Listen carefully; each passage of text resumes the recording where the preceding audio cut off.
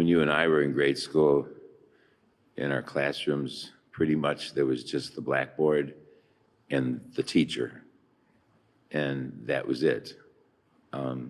Today, when you go to a classroom, there's projectors and smart boards and all kinds of audio-visual equipment all over the place. And we can see that Jesus in the gospel uses parables, and sometimes he uses audio-visual. The reading from Jeremiah is kind of revolting, really. A loincloth, which would be their version of underwear, I guess.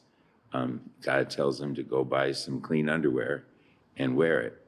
And then he tells him to go take it off, put it in a rock someplace and hide it. And a long time later, he comes back and it's all rotted and no good for anything. And he's saying, he's using it as an example, an audio-visual, that this is like the corruption of my people, Israel.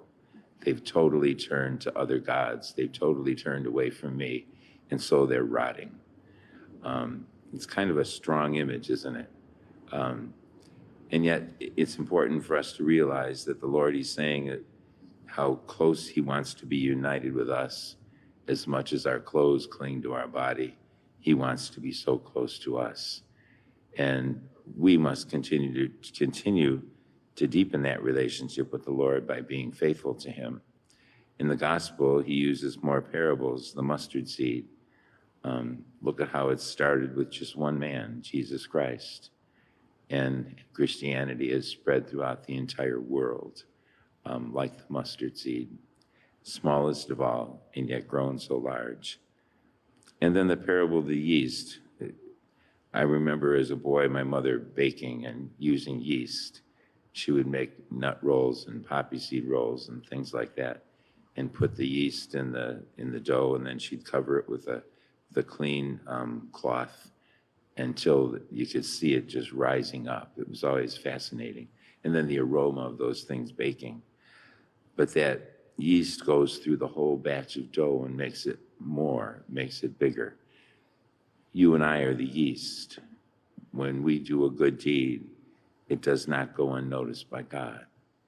Just like if you're standing around a big, huge pond and you throw one small pebble out in the middle of it, what happens?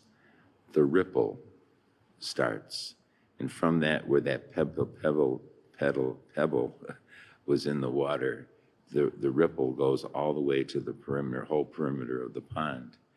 And so one good deed that we do, one kind word that we say, has that same kind of effect among people.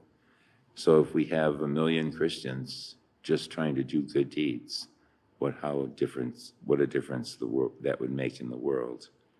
And so today we thank God for his audio visuals and his examples, and we ask him to help us to be the leaven and the mustard seed in the world.